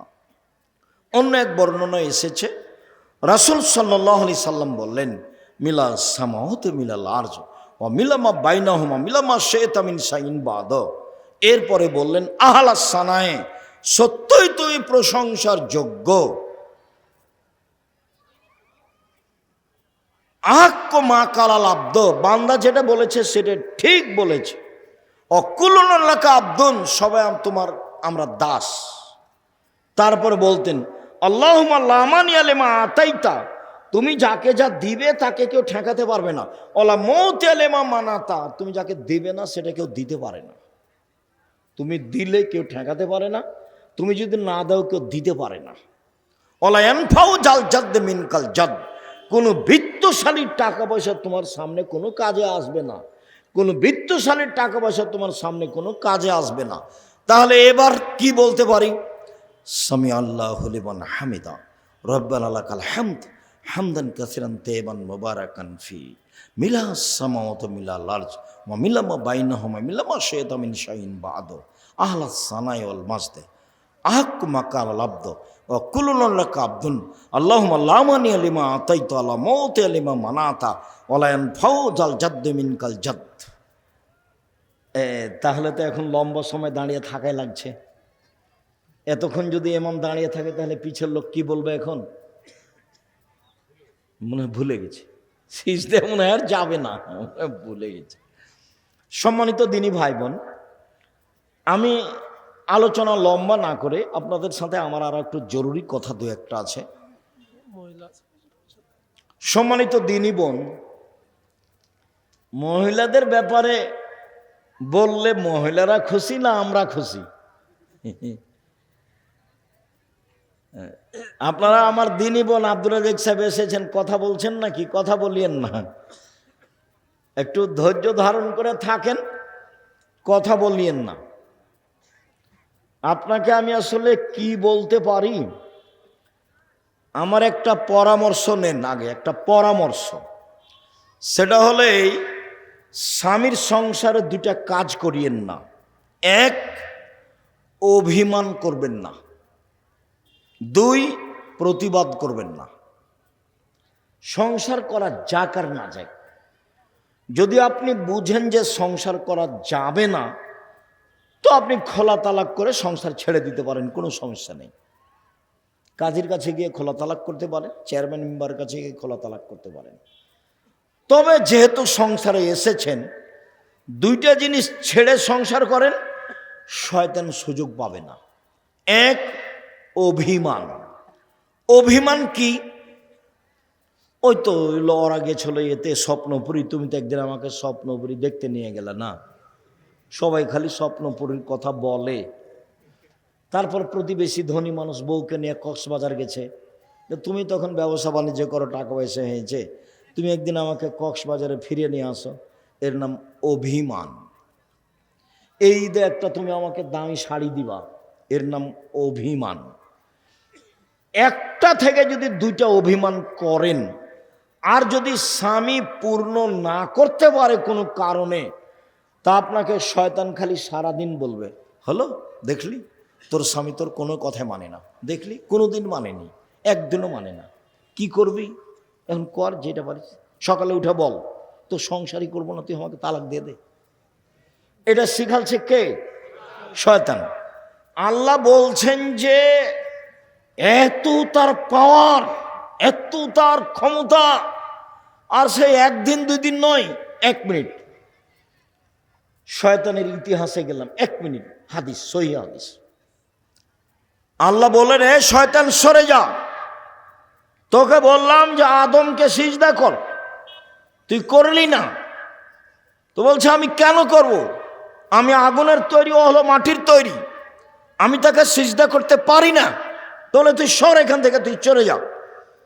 তো ইবলিস বলছে ঠিক আছে, আমি চলে যেতে রাজি, আমার একটা কথা শুনতে হবে। কি কথা? আমাকে কিয়ামত পর্যন্ত বেঁচে থাকার সুযোগ দিতে হবে, এটা হলো দাবি। তা আল্লাহ বললেন না যে তোকে দিব না, এ কথা বললেন না। তা আল্লাহ বললেন আচ্ছা ঠিক আছে, এলা ওয়াক্তি মালুম, একটা সময় পর্যন্ত দিলাম। দেওয়ার সময়তে আল্লাহ কিয়ামত পর্যন্ত বললেন না, বললেন যে এলা ওয়াক্তি মালুম, একটা সময় পর্যন্ত দিলাম। যেমন সুযোগ পেয়েছে তেমন বলছে। দেখেন বলার ঢং কেমন, রব্বি, হে আমার প্রতিপালক। কে বলছে বলেন তো? শয়তান। রব্বি, হে আমার প্রতিপালক, ওয়া ইজ্জাতেকা, তোমার সম্মানের কসম, লাউবিয়ানাল ইনসানা মাদামা তারহুম ফি আসাদিহিম, আদমের ছেলে মেয়েকে আমি ভুল পথে নিয়ে যাব, পাপ করাবো করাবো করাবো, ওর দেহে যতদিন শ্বাস আছে ও আমি তাকে পাপ করিয়েই ছাড়বো। আমি একাই জাহান্নামে যাব, ওকে আমি জাহান্নামে নিয়ে যাব, ও কেমনে জান্নাতে যায় তা দেখে ছেড়ে দেব। পৃথিবীতে সবচেয়ে রিক্সে আছে কে বলেন তো? ইবলিস, শয়তান। সবচেয়ে রিক্সে, 24 ঘন্টা আছে রিক্সের উপরে আছে। যে কোনো মূল্যে আপনাকে আর আমাকে কোথায় নিয়ে যাবে? জাহান্নামে নিয়ে যাবে। আপনি তো কিছুক্ষণ ঘুমাই, আরাম করি, বুঝতে পারি না, ইবাদত করি, ভুলে থাকি, কিন্তু শয়তানের এরকম সুযোগ নাই। শয়তান সবসময় রেডি। অপরদের পৃথিবীতে রিক্সের উপরে বিপদে কেউ নেই। ও বলছে ওর দেহে, আদমের দেহে যতক্ষণ শ্বাস আছে আমি তাকে পাপী করবই। এই ছেলে, তোমাকে বলেছি বহুদিন, আবার বলি, তোমার বড় মোবাইলটাতে ল্যাংটা মেয়ে আছে, তুমি রাত 2টার দিকে এভাবে রেখেছো, 2 মিনিট পরে আবার হাত দিয়েছো। তোমার বান্ধবীর সাথে তুমি কথা বললে, 1 ঘন্টা বলেছো, দিয়ে মোবাইলটা বন্ধ করে রেখেছো, 30 সেকেন্ড পরে আবার কথা বলছো। এগুলো কে করাচ্ছে বলো তো দেখি? শয়তান। কোরআন মাজিদে হাজারো জায়গাতে এসেছে, সব খারাপ কাজকেও ভালো করে দেখায়। খারাপ কাজকে কি করে দেখায়? ভালো করে দেখায়। দেখবেন খালি আপনি সাজাবেন, মেয়েটার সাথে এভাবে কথা বলবো, এখানে কথা বলবো, ওই জায়গায় কথা বলবো, এই কথাগুলি কথা বলবো, বলে নেওয়ার পরে আবার দেখবেন যে ও এগুলো কথা ছুটে গেছে, এরপরে যখন রিং দেবো তখন এগুলো বলবো, এগুলো বলবো। এগুলো কে সাজাচ্ছে বলেন তো দেখি? শয়তান সাজাচ্ছে, ভেতরে কাজ করছে সবসময়। তখন আল্লাহ বললেন না যে তুই পারবি না, এ কথা বললেন না। তখন আল্লাহ বলছেন, এই শয়তান শোন, ইজ্জতি ও জালালি ও ইরতেফায়ে মাকানি, আমার ইজ্জতের কসম, আমার সম্মানের কসম, আমার মর্যাদার কসম, আমার উচ্চতার কসম, আদমের ছেলে মেয়ে যতবার ক্ষমা চাইবে ততবার আমি ক্ষমা করে দেব। আদম সন্তান, মা দাওয়াতানি রাজাওতানি, আদমের ছেলে মেয়ে শোনো, তুমি আমাকে যেভাবে ডাকো আমি সেভাবে থাকি, তুমি আমার কাছে যেভাবে আশা পোষণ করো সেভাবে পূর্ণ করে থাকি, তুমি আমাকে যেভাবে ডাকো আমি সেভাবে থাকি, তুমি যেভাবে আশা পোষণ করো সেভাবে পূর্ণ করে থাকি। আমি পরোয়া করি না তুমি কত বড় পাপী, আমি পরোয়া করি না তুমি কত বড় পাপী, তুমি ক্ষমা চাইলে আমি ক্ষমা করে দিই, তুমি যেভাবে ডাকো আমি সেভাবে থাকি, তুমি যেভাবে আশা পোষণ করো সেভাবে আমি পূর্ণ করে থাকি। কে বলছেন? আল্লাহ। ইবলিস বলল এইটা, আর আল্লাহ বললেন এটা। তাহলে আস্তাগফিরুল্লাহ ওয়া আতুবু ইলাইহি বলাই লাগছে। আস্তাগফিরুল্লাহ ওয়া আতুবু ইলাইহি, শ্বাস যেমন নিজ গতিতে চলছে, শ্বাস ভেবে চিন্তা ফেলবো, এটা কি মনে হয়? শ্বাস যে আসছে আর যাচ্ছে, তো কোনো চিন্তা ভাবনা আছে কি? খাওয়ার টাইমের জন্য চিন্তা ভাবনা করা লাগে, কিন্তু শ্বাসের জন্য চিন্তা ভাবনা লাগে না। আস্তাগফিরুল্লাহ ওয়া আতুবু ইলাইহি এভাবে চলে আসতে হবে বেখিয়াল। নৌকাতে উঠলাম, দোয়া আস্তাগফিরুল্লাহ ওয়া আতুবু ইলাইহি।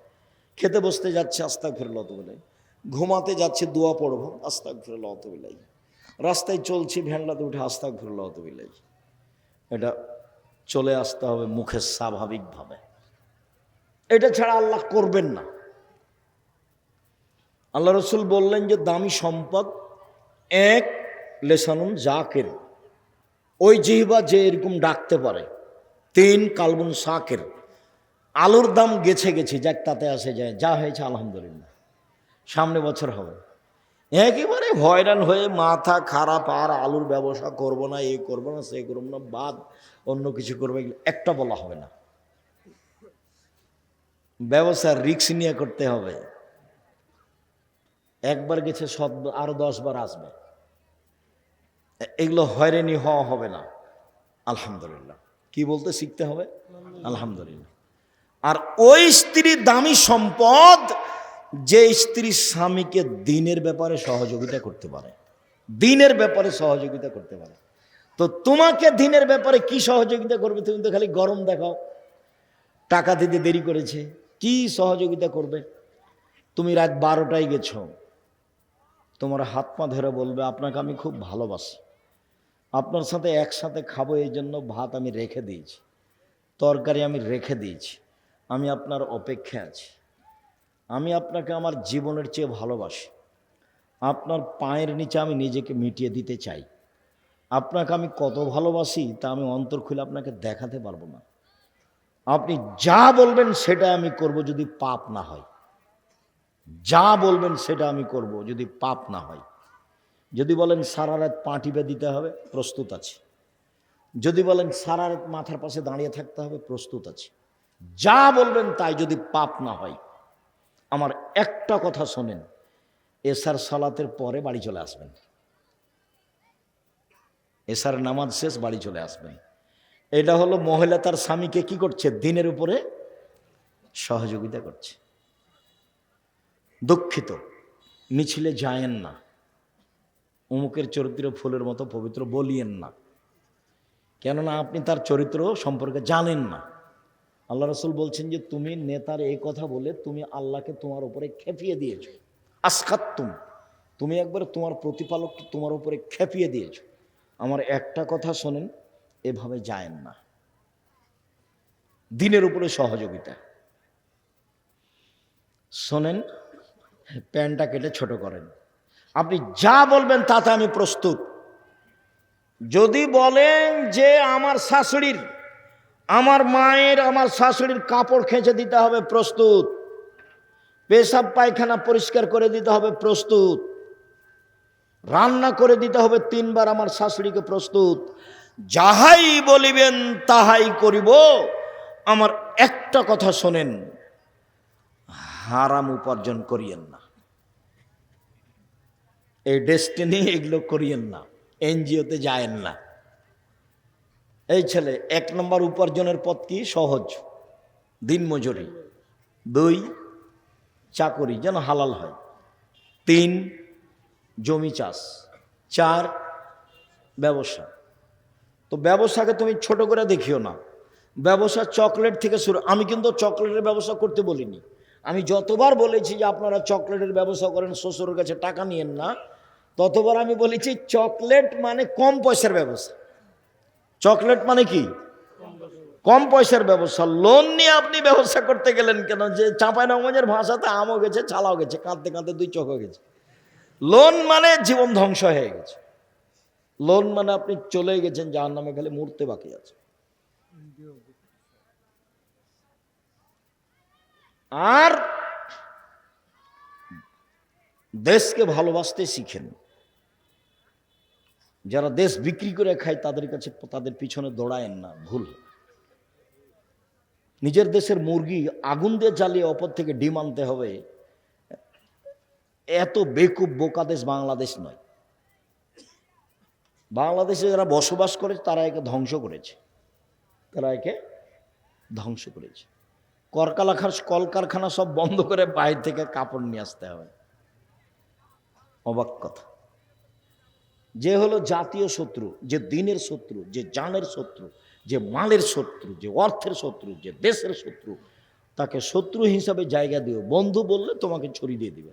আমার মা বলতো 4টা কাজ করো না বেটা, তো করোনা তো লেনদেন তো জানতো না, 4টা কাজ করিস না বেটা। এক, কারোর সাথে বন্ধু তালি করিস না, নাহলে পেটে ছুরি দিয়ে দিবে।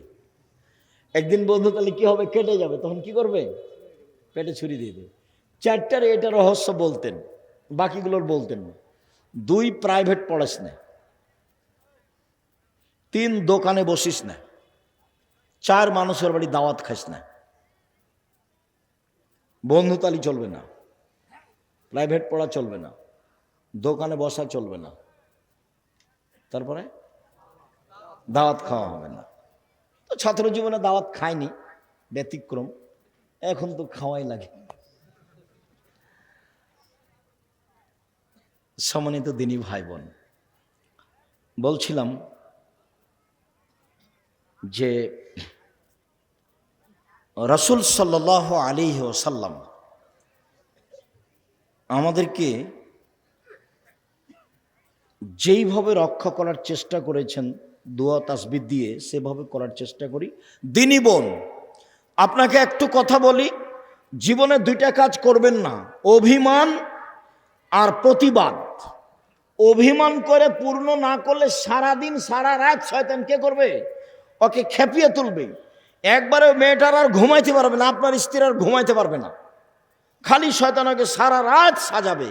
কি বলবি সকালে, কি বলবি সকালে, কি বলবি সকালে, বল উঠে যে তোর সংসার করবো না, গেলাম, তুই আমাকে তালাক দিয়ে দে, তোর সংসারই করবো না। তো সে ঠিক আছে, তোকে তালাক দিয়ে দিস, এক্ষুনি তালাক দিয়ে দে, এক্ষুনি তালাক দিয়ে দে, যাক, 1 তালাক, 2 তালাক, 3 তালাক, 100 তালাক দিলাম, যা। যেমন তালাক দেওয়া শেষ হয়েছে তেমন শয়তান নেই। এখন ফিরি, ব্যাপারটা কি, 3টে ছেলে, যে কয়টা ছেলে মেয়ে আছে, 3টে, শয়তান চলে গেছে। এটা আপনি বুঝতে পারবেন যারা তালাক দিচ্ছে তাদেরকে দেখেন বলে, এতই বেকায়দা, একেবারে বড় ধরনের বেকায়দা। ও যদি মামলা করে তাহলে কোর্ট তার পক্ষে, ওর ভাইয়েরা তার দিকে, কেউ এখন বুদ্ধি দিয়ে কাজ করবে না। ওর দুলা ভাইয়েরা আরো খারাপ আপনার বিরুদ্ধে, সবাই ওকে কি করবে, সাজিয়ে কোর্টে পাঠাবে, বিপদ আসবে। আমার দিনী বোনেরা 2, প্রতিবাদ করবে না, প্রতিবাদ করলেই সংসার ভেঙে যাবে। সম্মানিত দিনী বোন, 4টা কাজ করবেন, জান্নাতের সব দরজা খোলা। 1, 5 ওয়াক্ত সালাত। 2, রমজান মাসের সেম রোজা। 3, স্বামীকে মেনে চলা। 4, জেনায় লিপ্ত না হওয়া। যদি জেনা হয়ে গিয়ে থাকে, আজ থেকে তোবা করেন, কয়েকটা জিনিস পেয়ে যাবেন। 1, পৃথিবীর যে কোনো বিপদ থেকে বেঁচে যাবেন জেনা বন্ধ করতে পারলে। 2, বিচার মাঠে বিশেষ ছায়াতলে থাকা যাবে জেনা বন্ধ করতে পারলে। 3, জান্নাতুল মাওয়া পাওয়া যাবে। অনাহান নাফসা আনিল হাওয়া ফাইনাল জান্নাতে হেল মাওয়া। যে নিজেকে অন্যায় থেকে ঠেকাতে পারলো, আমি আল্লাহ তাকে জান্নাতুল মাওয়া দিয়ে দিলাম। আপনি আমার দিনী বোন 4টা কাজ করেন। 1, 5 ওয়াক্ত সালাত। 2, রমজান মাসের সিয়াম। 3, স্বামীকে মেনে চলা, তিতে লাগলেও মিঠা লাগলেও। 4, জেনায় লিপ্ত না হওয়া। জেনা যদি হয়ে গিয়ে থাকে, শক্ত হাতে দাঁড়িয়ে যান, আর জিন্দেগিতে কোনো ধারে পাশে আসবো না ইনশাআল্লাহ। আল্লাহ তুমি সাহায্য করো, তাহলে তুমি কয়েকটা সুবিধা ভোগ করতে পারবা। 1, যে কোনো বিপদ থেকে বেঁচে যাবা। 2, বিচারের মাঠে বিশেষ ছায়াতলে থাকা হবে। 3, জান্নাতুল মাওয়া পাওয়া যাবে। দিনী বোন শোনেন, রাসূল সাল্লাল্লাহু আলাইহি সাল্লাম বলছেন যে কেউ যদি দুইটা মেয়ের লালন পালন করে, দুইটা মেয়ে, তাহলে সেই বাপ আর আমি জান্নাতে থাকবো একসাথে। 10টা ছেলে মেয়ে লালন পালন করলে, ছেলে লালন পালন করলে এই সুযোগ হবে না। মেয়েদের মান মর্যাদাই ভিন্ন। রাসূল সাল্লাল্লাহু আলাইহি সাল্লাম বললেন যে নবী জান্নাতে যাবে, সিদ্দিক জান্নাতে যাবে, শহীদ জান্নাতে যাবে।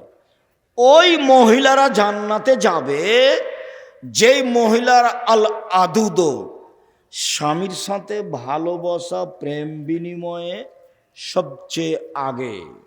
2, আল অদুদ, বেশি বেশি সন্তান দিতে পারে। 3, স্বামী কোনো কারণে রাগ করলে হাত ধরে বলে যতক্ষণ পর্যন্ত আপনি খুশি না হবেন ততক্ষণ পর্যন্ত আমি কোনো কিছু খাবো না।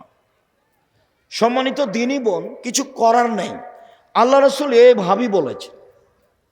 আপনি মহিলা মানুষ হিসেবে আল্লাহ রাসূল এইভাবে বলেছেন। আপনার মান মর্যাদা আল্লাহ রাসূল এইভাবে উল্লেখ করেছেন। শোনেন, 4টা কাজ করলে জান্নাতের সব দরজা খোলা, এরকম কোনো সুযোগ পুরুষের নেই। সিরিয়ালে আপনি আছেন জান্নাতি। 1 নবী, 2 শহীদ, 3 সিদ্দিক, 4 মহিলা। তা আমরা পড়লাম এর মধ্যে? শহীদ যে কে তাই তো বুঝতেই পারি না। দেখি অনেক শহীদ, শহীদ যে কে বুঝতে তো পারি না। 1 নবী, 2 শহীদ, 3 সিদ্দিক, 4 মহিলা। দেখেন আমরা তার মধ্যে পড়িনি। কোন মহিলা? যেই মহিলা কোনো কারণে স্বামী রাগ করলে হাত ধরে বলে তুমি যতক্ষণ পর্যন্ত খুশি না হবে না ততক্ষণ আমি কিছু খাবো না।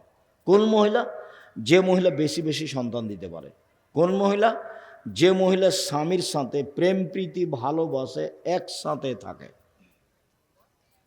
এটা আল্লাহ রাসূল এভাবেই বলেছেন। আপনার কষ্ট নেওয়ার কিছু নেই, মন খারাপ করে কিছু করে লাভ নেই। আমি আপনার কাছাকাছি আছি একটু। রাসূল সাল্লাল্লাহু আলাইহি সাল্লাম বললেন, শোনো পৃথিবীর মানুষ, সবচেয়ে ভালো নারী খায়রুন নিসা, সবচেয়ে ভালো নারী 4টা গুণ আছে যার। 1, স্বামীর সাথে প্রেম বিনিময়ে ভালোবাসায় মুখ মিঠে করে কথা বলাতে আছে। 2, বেশি বেশি সন্তান দিতে পারে। 3, স্বামীকে সময়ে সান্ত্বনা দিতে পারে। 4, স্বামীর ব্যথা নিজে বুঝে, স্বামীর সমস্যা নিজে বুঝে। 1 মিনিট, দিনী বোন থামেন। এই মেয়ে, কথা বলছো কেন? চুপ থাকো। দেখো তো তুমি স্বামীর কি উপকার করতে পারো। 1 মিনিট দেখো তো বুখারী মুসলিমের হাদিস। এই ছেলে, ঘুমাচ্ছ কেন? ঘুমাচ্ছ কেন? কি করেছো? জামিয়া সালাফে গেছিলে কালকে? সারা রাত জেগে থেকেছ? ভালো, যদি গিয়ে থাকো তো আলহামদুলিল্লাহ। আমিও তো জেগে থেকেছি। আমি আবার ক্লাস নিয়েছি 6 পিরিয়ড। আমি গাড়ি থেকে নেমে ক্লাসে ঢুকি, 6-7 পিরিয়ড পড়াই, আবার পড়িয়ে গাড়িতে উঠি, চলে যাই চট্টগ্রাম, সিলেট, আবার আসি। 90 সাল থেকে এভাবে আছি। আল্লাহ রহম করো। সম্মানিত দিনী ভাই বোন, বোন আপনি শোনেন, আপনাকে বলছি শোনেন। 1 মিনিট দেখাই। আল্লাহর নবী এসে বলছেন, খাদিজা শোনো, খাদিজা শোনো, খাসিদ আলা নাফসি, আমি মনে হয় মরে যাব। খাদিজা, আমি মনে হয় মরে যাব, কম্বল দিয়ে আমাকে জড়িয়ে ধরো, কম্বল দিয়ে জড়িয়ে ধরো।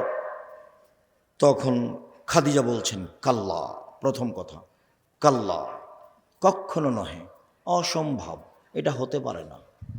কখনো নহে, অসম্ভব, এটা হতে পারে না। কেন? আল্লাহে, আল্লাহর কসম, আল্লাহে, আল্লাহর কসম, আল্লাহে, আল্লাহর কসম, লাইফজিক আল্লাহ, আল্লাহ আপনাকে অপমান করবেন না, আল্লাহ আপনাকে অপমান করবেন না। কেন? 1, তাসেলুর রাহেমা, আত্মীয়র সাথে সদাচরণ করেন আপনি। 2, তাহমালুল কাল্লা, অসহায় মানুষের বোঝা বহন করেন আপনি। 3, তাকসেবুল মাধুমা, যার কোনো পদঘাট নাই তাকে আপনি পদঘাট দেখিয়ে দেন। 4 তাকরিজ জাইফা, মেহমানকে খেতে দেন আপনি। 5 বিপদগ্রস্তকে খুঁজে খুঁজে উদ্ধার করার চেষ্টা করেন। 5টা কাজ আপনার। এই ছেলে, বহুবার বলেছি, বাপ মাকে বলে দিবা আমার কাছে খাবেন আপনি, আব্বা আমার কাছে খাবে, বোনেরা আমার কাছে খাবে, ভাগ্নেরা আমার কাছে খাবে, ভাগ্নিরা আমার কাছে খাবে, আমার আব্বার যত আত্মীয় স্বজন আছে সব আমার কাছে খাবে, আমার মায়ের যত আত্মীয় স্বজন আছে সব আমার কাছে খাবে। তোমার ভাগনা ভাগ্নি আসলে তোমার মা একবারে মুখ খান চুপটি করে বসে থাকে, কি যে করি, কে যে খাওয়াবে, কোন বোঝে খাওয়াবে। তোমার মা কিন্তু তোমার ভাগনা ভাগ্নির উপরে তোমার ছেলের চেয়ে বেশি দুর্বল। এখন তোমার বউকে নিয়ে যদি তোমার মা হয়ে গেল, তখন নিরুপায় হয়ে তোমার মা তোমার বাপকে বলে কি করবে, যাই পারি কষ্ট করে রান্না বান্না করবো, জুদা হয়ে থাকো, ভিন্ন হয়ে থাকো, ছেলেদের সাথে হবে না। নিরুপায় হয়ে বলছে না মায়েরা?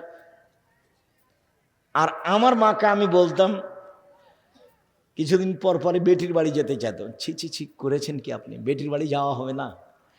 বেটির বাড়ি গেলে সকালে যেতে হবে, বিকেলে ফিরে আসতে হবে। কেন? এলাকার লোক মৌলানা সাহেব মাকে ভাত দেয় না, নাহলে বেটির বাড়ি কেন? এই মৌলানা সাহেব মাকে ভাত দেয় না, নাহলে বেটির বাড়ি কেন?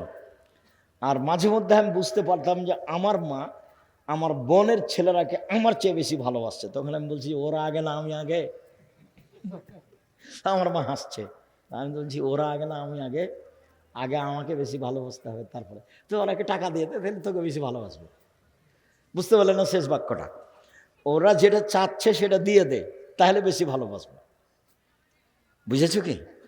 আমার ভাগনা ভাগ্নি যেটা চাচ্ছে আমার কাছে সেটা কি করতে হবে? দিয়ে দিতে হবে। জমি জায়গা টাকা পয়সা যা চাচ্ছে দিয়ে দিতে হবে। এবার তাহলে আমার মায়ের ভালোবাসা ওর নাতি নাতির চেয়ে কি হবে? বাড়বে। এখন কমে আছে। তো মাঝে মধ্যে আমার মায়ের সাথে এভাবে কথা হতো। আমার মা বিশ্বাস করত যে আমি যা বলবো সেটা আমার ছেলে করবে। আমার মায়ের আমার উপরে খুব অগাধ বিশ্বাস ছিল, দুর্বল ধারণা ছিল না কোনো সময়। তো একটু টাকা পয়সা দিতে দেরি করলে তখন আমাকে বলতো, একটু ভারী ভাব দেখাতে, কি ব্যাপার, আমি আগে না ওরা আগে, ওকে অত ভালোবাসেন কেন, ওদের টাকা দিয়ে দে তাহলে তোকে ভালোবাসবো বেশি। কতদিনের যে কথা আছে। আর কোনোদিন বাপ মায়ের সাথে একটু উঁচু নিচু করে কথা বলবেন না। আমার বাপ খালি বলেছিল, বেটা এই পাঞ্জাবিটা ভারী লাগে। তো আমি উত্তরে বলেছিলাম, বাপু পাঞ্জাবি কি ভারী হয়? আমি পরের দিন একটা চিকন হালকা কাপড়ের পাঞ্জাবি করে দিতে পারতাম, কিন্তু পাঞ্জাবি যে ভারী হয় এটা আমার কাছে ধরা পড়েনি। আমার আব্বার এই কথাটা আমার পূর্ণ হয়নি। আমার একটা কথা আমার হায়াত পর্যন্ত আমি ঢাকতে পারবো না। দুনিয়াতে ঢাকার কোনো পথ নেই আমার কাছে। আমার আব্বা কি বলেছিলেন, বেটা এই পাঞ্জাবিটা কি লাগছে? ভারী লাগছে। তা আমি উত্তরে বলেছিলাম, বাপু পাঞ্জাবি কি ভারী হয়? মানে পাঞ্জাবি ভারী হয় এটা আমার বুঝের বাহিরে। আমি তো এখন বুঝি যে পাঞ্জাবি ভারী লাগছে। আমাকে আব্দুল সামাদ সালাফি বলছেন, আল্লাহ মাগফিরাল্লাহু রহমু, আব্দুর রাজ্জাক শীতের দিন এভাবে চলিও না, একটা গেঞ্জি আছে আর একটা পাঞ্জাবি আছে, আর যে তুমি কোনো কাপড় পরো না, এভাবে চলতে পারবা না, এভাবে বাঁচবা না, এভাবে আমাকে বলছেন আব্দুল সামাদ সালাফি। আর দুরুল হুদা আইয়ুবী নাম শুনেছেন কিনা আপনারা? ওই জি জি। তো দুরুল হুদা আইয়ুবী আমাকে বলছেন এভাবে, এ বেটা তুই দেখি বক্তব্যের আগেও কথা বলিস বেটা, পরেও কথা বলিস, মরবি বেটা মরবি, চুপ থাক চুপ থাক, আগেও ফল খাবি পরেও ফল খাবি বেটা। 65 বছর থেকে বক্তব্য দিচ্ছি। কত বছর থেকে? 65 বছর থেকে। কথা কম বলিস। মানে দেখে যে আমি সবসময়, মানুষ আমার সাথে থাকাই লেগে, তো মানুষ কথা বলে, তো আমি আর কি করি, মানুষের সাথে বলতেই থাকি। তো উনি যখন ঢুকলেন তখনও দেখছি কথা বলছি, বের হচ্ছেন তখনও দেখছেন কথা বলছি, যার কারণে এভাবে বলছি, কথা কম বলিস বেটা, চুপ থাকিস, মরবি রে বেটা মরবি, এভাবে চলে, এভাবে বলছেন আমাকে।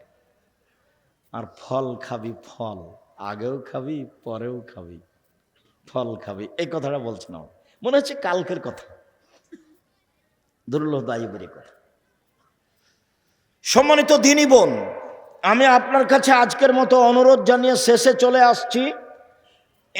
এক, স্বামীর সাথে প্রেম প্রীতি ভালোবাসে আগে থাকতে হবে।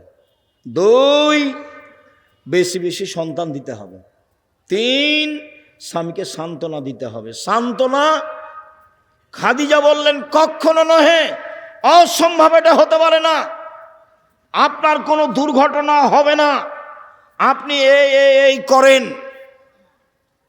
আর আপনার কথা বলি, আপনার স্বামী যদি এসে বলে এই খুব বড় বিপদ হয়ে গেছে, কি করা যায় কি করা যায়, তাহলে আপনি বলবেন কেন গেলে কেন গেলে কেন গেলে, তোমাকে তো নিষেধ করলাম যায় না, তোমাকে তো নিষেধ করলাম যায় না, তুমি কেন গেলে, তোমার স্বভাবই খারাপ, ঠিকই হয়েছে, তুমি কেন গেলে। দেখেন, ওটা হলো খাদিজা, আর এটা হলো আপনার স্ত্রী। খাদিজা রাদিয়াল্লাহু আনহা দেখেন, তারপরে বলছেন চিন্তা করবেন না, চলেন চাচার কাছ থেকে দেখে নিয়ে আস। ওরা কমিল না। এখানে আরেকটু, হুদায়বিয়ার যুদ্ধ হলো না, কাবা ঘরে ঢোকা গেল না, ফিরে আসবেন। সাহাবীরা বলছেন ফিরে যাব না, কাবা ঘরে ঢুকবো, তারপরে কোনো কথা। আপনি সত্য নবী নন? হ্যাঁ সত্য নবী। ইসলাম ধর্ম সত্য নয়? হ্যাঁ সত্য। আপনি বলেননি যে কাবা ঘরে ঢুকবো? হ্যাঁ বলেছি, তবে এই বছরে ঢুকবো এই কথা বলিনি। আল্লাহ রাসূল এভাবে বললেন। তো বলছেন ঠিক আছে সবাই কুরবানি করো, কেউ কুরবানি করবে না, সবাই চুপচাপ বসে আছে। তখন আল্লাহ রাসূল উম্মু সালমাকে বলছেন, উম্মু সালমা কি করা যায়, কেউ যে কুরবানি করছে না, কি করা যায়? আর চিন্তা করছেন কেন, নিজেরটা করে দেন না। তারপর দেখেন কি হয়, এ দেখেন পরামর্শ দিচ্ছেন, স্ত্রী এরকম হতে হবে। স্ত্রী স্বামীকে কি দিবে? সান্ত্বনা দিবে, সমব্যথায় থাকবে। সম্মানিত দিনী ভাই বোন, আপনি আমার দিনী বোন আব্দুর রাজ্জাক সাহেব শোনেন, আপনি তো জানেন না আমার স্বামীর মুখখানি এত খারাপ যে তার মুখের দিকে আমি তাকাতে পারি না, গালি ছাড়া তার মুখে কিছু নেই। এরপরে আপনাকে আমি বলছি, আপনি ধৈর্যের পরিচয় দেন। ধৈর্য বড় জিনিস, ধৈর্য দিয়ে আপনি সফলতা অর্জন করতে পারবেন। শাশুড়ির কথা ভিতরে রেখে চলেন, শ্বশুরের কথা খেয়ে নিয়ে ভিতরে রেখে চলেন। স্বামীর অন্যায় অবিচার ধৈর্যের পরিচয় দিয়ে থাকেন, ফল ভালো হবে ইনশাল্লাহ, ফল ভালো হবে ইনশাল্লাহ। আর আপনাকে বলে যাচ্ছি, স্ত্রীর সাথে গালি দিয়েন না, ওর সাথে গালিগুলোজ করিয়েন না, ওকে নিন্দে করে কথা বলিয়েন না, ওকে গালি দিয়েন না, যে কাজ করতে পারবে না সে কাজ করতে দিয়েন না, সহযোগিতা করিয়েন।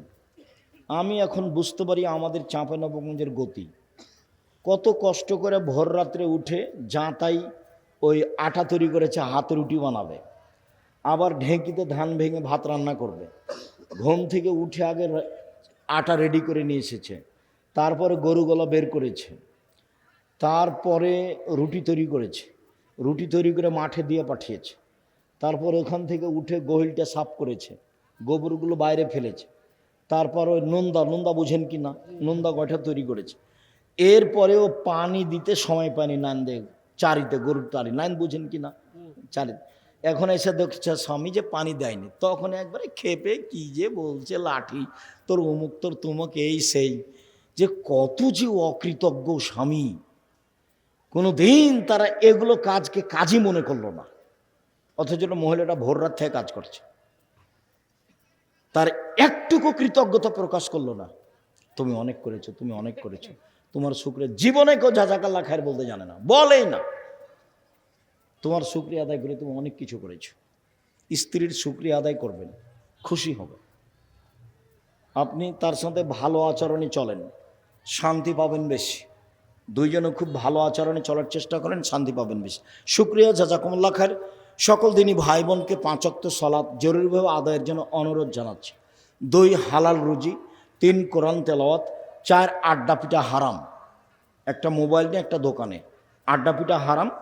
ভালো আচরণে পরিবারের সাথে থাকার চেষ্টা করেন, আর যেটা প্রয়োজন সেটা আল্লাহর কাছে চান। ভোর রাতে চাইতে পারলে সবচেয়ে ভালো।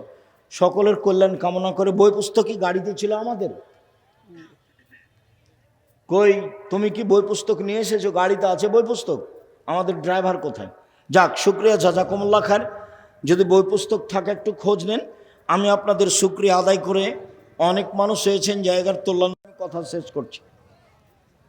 আমার প্রশ্ন হলো, আমি একজন বন্ধ্যা, আমার কোনো সন্তান নেই, আমার 7-8 বিঘা জমি আছে, আমার 2টি বোন ও 1টি ভাই আছে, আমি কাকে কতটুকু জমি দিতে পারি? এগুলো ওনার নিজের না স্বামীর? এগুলো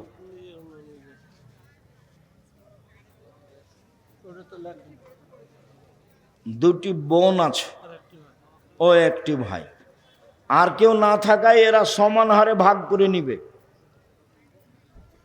ভাই বোন সমান হারে ভাগ করে নিবে। এখানে বোনেরা ভাইয়ের সাথে আসাবা হয়ে যাবে, তোমার কোনো ছেলে মেয়ে না থাকায় ভাই বোন সমান সমান নিয়ে নিবে। আর তোমার বাপ মা যদি বেঁচে থাকে তাহলে আগে ওদেরকে, বাপকে দিতে হবে, মাকে দিতে হবে 3 ভাগের 1 ভাগ। আর এখন যদি বাপ বেঁচে থাকে সব সম্পদ তোমার বাপ নিয়ে নিবে। তোমার বাপকে 6 ভাগের 1 ভাগ আর তোমার মাকে 3 ভাগের 1 ভাগ দেওয়ার পরে বাকিটুকু ভাই বোন ভাগ করে নেবে। পেটে মারা যায় তার আকিকা নেই। 7 দিনের আগে বাচ্চা মারা গেলে আকিকা নেই। 7 দিনের আগে বাচ্চা মারা গেলে আকিকা নেই। স্যার আপনি নাকি হযরত ইব্রাহিম আলাইহিস সালামকে জাতির পিতা মানেন না। আমার করার কি আছে? জাতির পিতা তো আদম আলাইহিস সালাম। তুমি মানেছো, তুমি ভুল করেছো, তোমার নেতাও ভুল করেছে।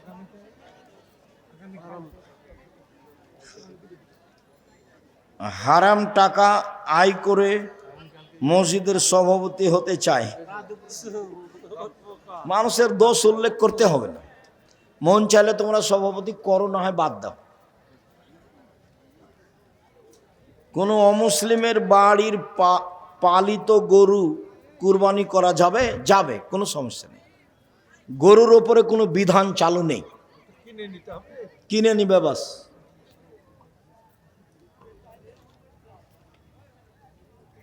কোনো মেয়ে বিয়ে হওয়ার পরে সে বলে স্বামীর পায়ের নিচে তার জান্নাত, না মায়ের পায়ের নিচে জান্নাত। স্বামীর পায়ের নিচে জান্নাত নয়, মায়ের পায়ের নিচে জান্নাত, এইটা ঠিক। তবে আল্লাহ রাসূল বলেছেন স্বামী তোমার জাহান্নাম, স্বামী তোমার জান্নাত। স্বামী তোমার জাহান্নাম, স্বামী তোমার জান্নাত। স্বামী জাহান্নাম জান্নাতের মাধ্যম, তবে স্বামীর পায়ের নিচে জান্নাত এ কথা আল্লাহ রাসূল বলেননি। কার পায়ের নিচে জান্নাত? মায়ের, এটা ঠিক আছে।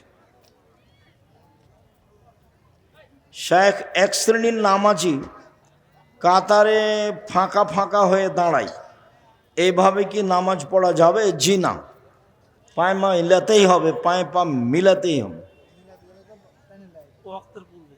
ওয়াক্তের পূর্বে ফজরের আজান দিয়ে সলাত আদায় করা পরিপূর্ণ হবে কি? জি না, আবার আজান দিয়ে সলাত আদায় করতে হবে। সলাতও হয়নি, আজানও হয়নি। নির্ধারিত সময় আজান হবে, 2-4-5 মিনিট পরে হওয়া ভালো, আগে নয়। শুকরিয়া, জাযাকুমুল্লাহ খায়ের। যারা মারা গেছে আল্লাহ তুমি তাদের কবরের শাস্তি মাফ করো। যারা আমরা অসুস্থ তুমি তাদের আরোগ্য দান করো। যারা আমরা বেঁচে আছি তুমি তাদেরকে তোমার রাসূলের পদ্ধতি অনুযায়ী চলার তৌফিক দান করো। আল্লাহ তুমি আমাদের 5 ওয়াক্ত সালাত আদায় করার তৌফিক দান করো। আমরা যেন আহাল পরিবার নিয়ে গ্রামবাসীর সাথে ভালোভাবে চলতে পারি, তুমি এই তৌফিক দান করো। তোমার দরবারে জোরালো দাবি দাওয়া দোয়া রেখে আজকের আলোচনা এখানে শেষ করলাম। সুবহানাকাল্লাহুম্মা ওয়া বিহামদিকা আশহাদু আল্লা ইলাহা ইল্লা আনতা আস্তাগফিরুকা ওয়া আতুবু ইলাইক।